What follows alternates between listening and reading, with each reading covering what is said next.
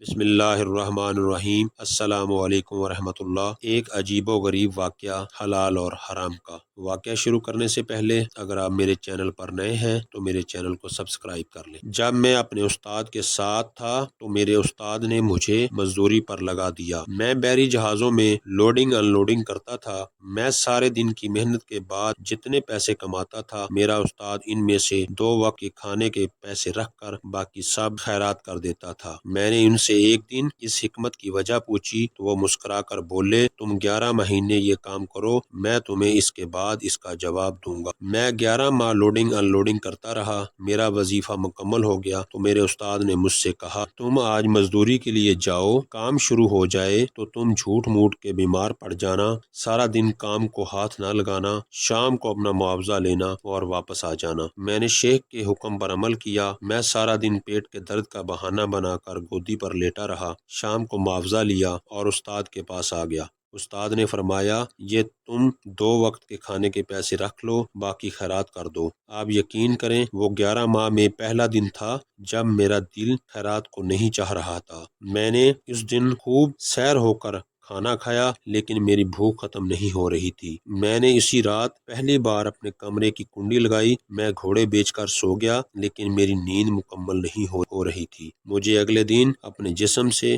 بو آ رہی تھی اور مجھے پہلی مرتبہ اپنے کپڑوں پر پرفیوم لگانا پڑا اور مجھے پہلی مرتبہ نماز میں لذت محسوس نہیں ہو رہی تھی۔ میں نے شیخ کو اپنی ساری کیفیت بتائی۔ وہ ہنس کر بولے، بیٹا یہ حرام کا کمال ہے۔ حرام آپ کی زندگی کی تمام نعمتوں کا جوہر اڑا دیتا ہے، آپ انسان سے جانور بن جاتے ہو۔ میرے استاد نے بتایا، جلال الدین، حرام ہمیشہ آپ کی بھوک بڑھا دیتا ہے، یہ آپ کی نیند اڑا دیتا ہے، یہ آپ کے جسم میں بدبو پیدا کرتا ہے، یہ آپ کا دل تنگ کر دیتا ہے، یہ آپ کی سوچ کو چھوٹا کر دیتا ہے، یہ آپ کی نیند کو پھیلا دیتا ہے اور یہ آپ کی روح سے سکون کھینچ لیتا ہے۔ میں نے شیخ سے پوچھا، آپ کو ایک دن کا حرام 40 دن تک ستائے گا، اب آپ 40 دنوں میں جھوٹ کی طرف بھی مائل ہوں گے، آپ غیبت بھی کریں گے، آپ کے دل میں لالچ بھی آئے گا، آپ دوسروں کو دھوکہ بھی دیں گے اور آپ کے اندر امیر بننے کی خواہش بھی پیدا ہوگی۔ میں ڈر گیا۔ میں نے اپنے استاد سے پوچھا، میں اگر حرام کے ان کاموں سے بچنا چاہوں تو مجھے کیا کرنا پڑے گا؟ وہ بولے، روزہ رکھو اور خاموشی اختیار کرو، یہ دونوں تمہیں اندر سے پاک کر دیں گی۔